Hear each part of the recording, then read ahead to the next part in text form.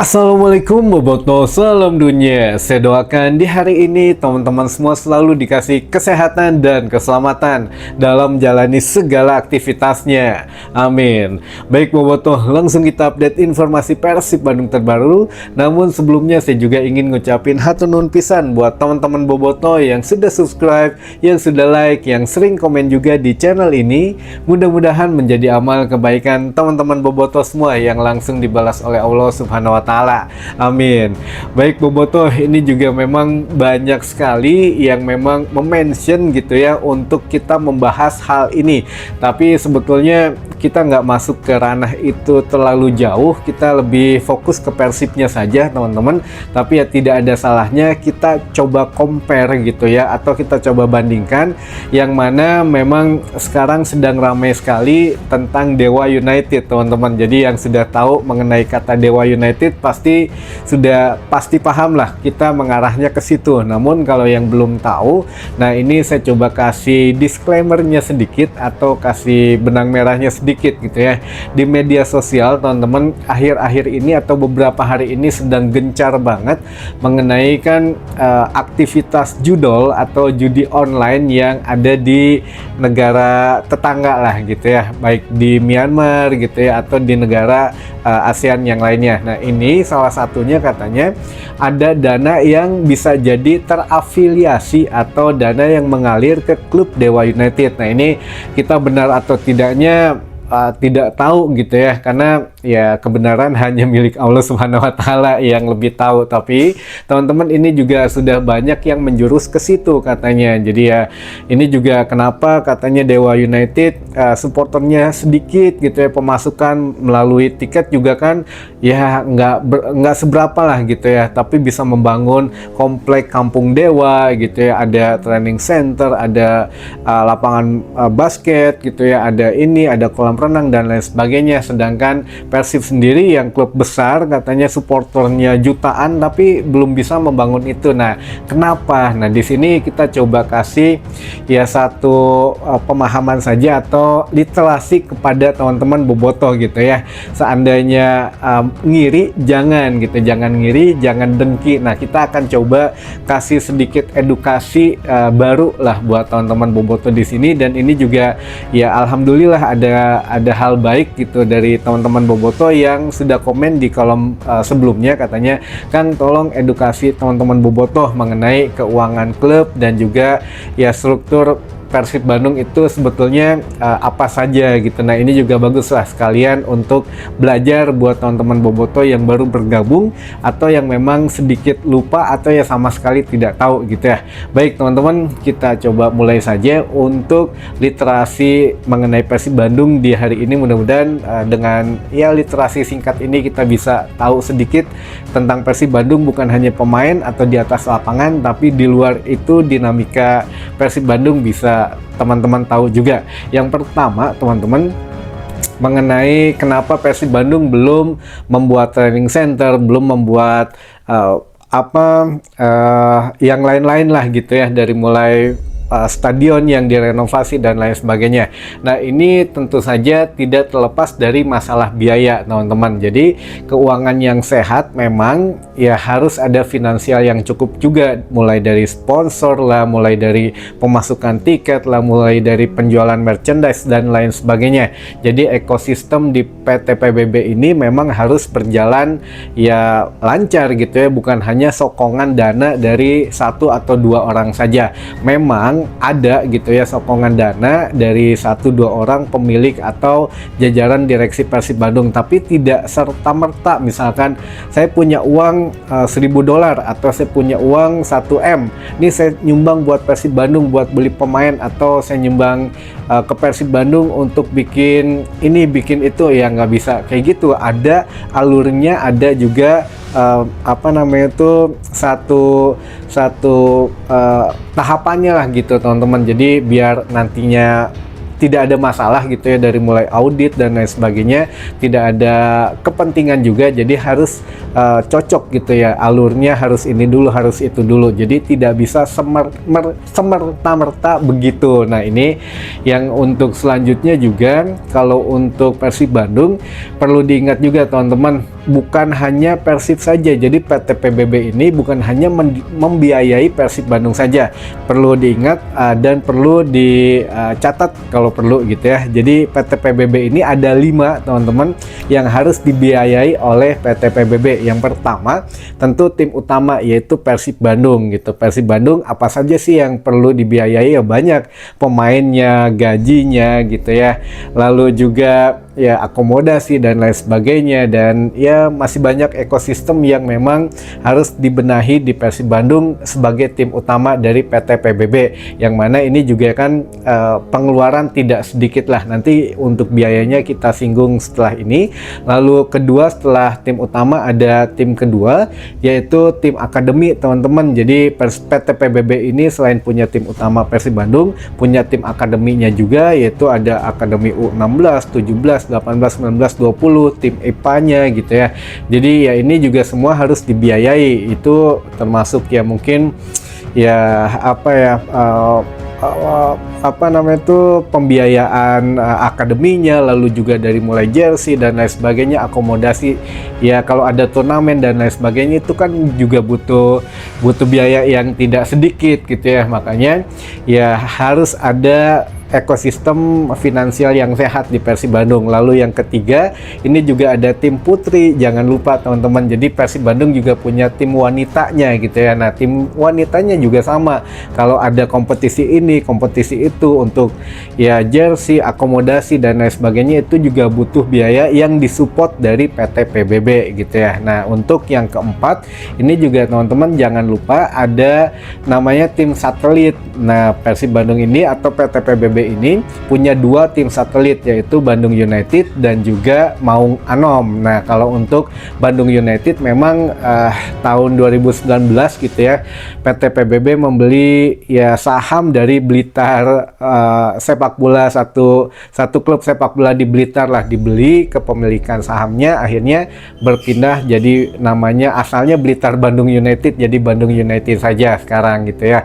Lalu juga satu lagi tim satelit Persib Bandung, ini namanya Maung Anom. Nah ini Maung Anom itu yang sempat mencuat namanya kemarin pada saat Sriwijaya FC meminjam pemain yang ditolak, padahal ya sudah ditawarin gratis gitu ya oleh bos besar Persib, tapi ya dari 10 pemain katanya hanya 5 yang dipinjam. Nah ini juga ya memang Persib Bandung ini kenapa harus ada tim satelit, tim akademi dan lain sebagainya, karena itulah bibit-bibit yang memang produk lokal Jawa Barat ditempa di situ. Kalau memang ya berprestasi dan mumpuni, pasti diangkat atau naik statusnya jadi ke tim utama gitu ya, atau promosi. Nah inilah yang memang saat ini sedang diusahakan oleh manajemen Persib Bandung, bagaimana caranya mencetak bibit baru gitu. Makanya mau tidak mau kan sekarang suka diikutkan di latihan tim senior gitu ya, 2 orang, 3 orang, 1 orang. Akhirnya ya walaupun belum main, tapi minimal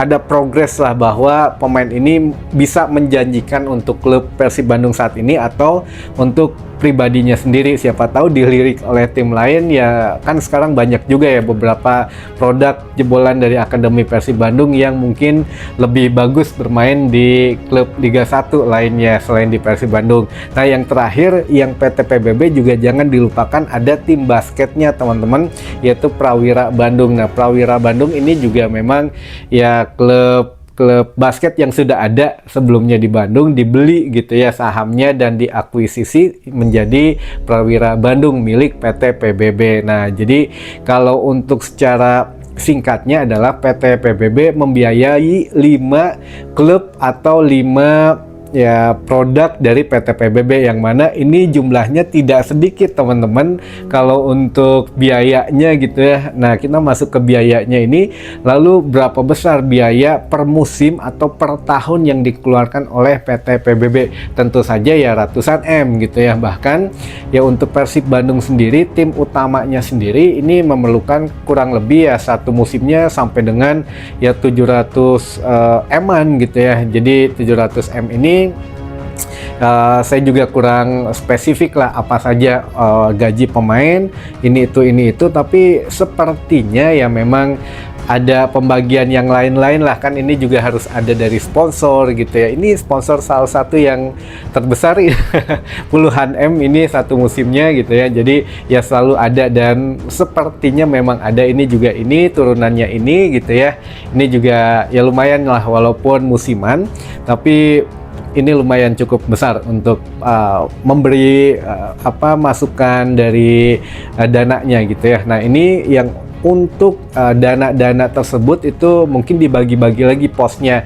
Kalau dirasa untuk Persib Bandung cukup sebagai tim inti, ya dibagi lagi ke bawahnya ke akademi. Mas udah cukup, misalkan bagi lagi ke tim basket, bagi lagi ke tim putri, bagi lagi ya ke tim satelit, begitu seterusnya teman-teman. Jadi dari sponsor-sponsor tim utama Persib ini, kalau memang ada lebihnya itu dialihkan ke yang lainnya gitu ya, ke keperluan yang tim-tim lainnya. Nah, ini memang ya kita juga jadi bertanya-tanya, pantesan kenapa belum bangun TC, belum bangun ini. Makanya Persib Bandung juga harus membutuhkan satu yang pemodal atau satu investor lah gitu, investor baru yang memang betul-betul ready dananya tuh dari mereka semua gitu ya. Jadi kalau kita ya ada, tapi kan ya Haji Umuh pertama bilang ada 500M, tapi sekarang naik lagi katanya jadi 600M dan lain sebagainya. Nah, ini juga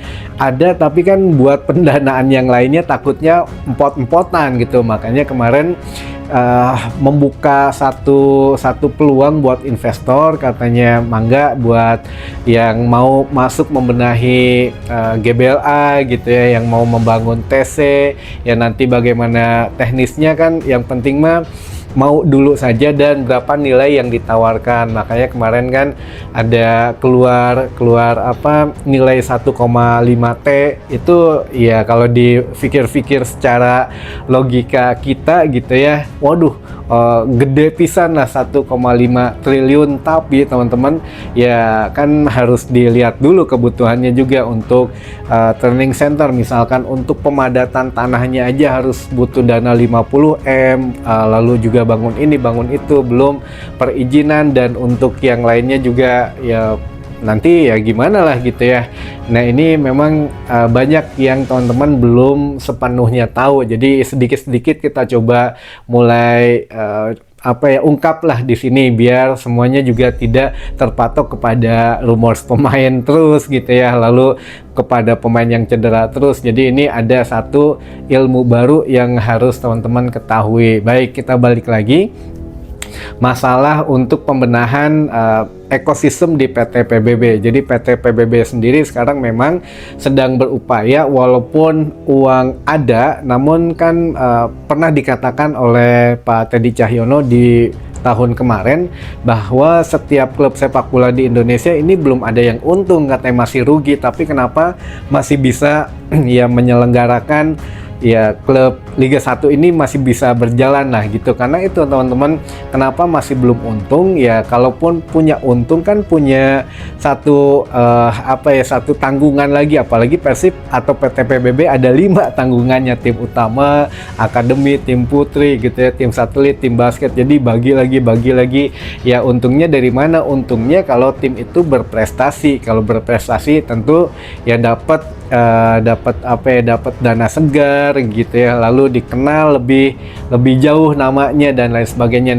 Nah, ini juga mengundang investor atau memang ya satu finansial yang baru lah, kebuka banyak untuk pintu finansialnya gitu ya. Jadi ya berjalan untuk finansial Persib Bandung, yang penting sehat walaupun tidak untung.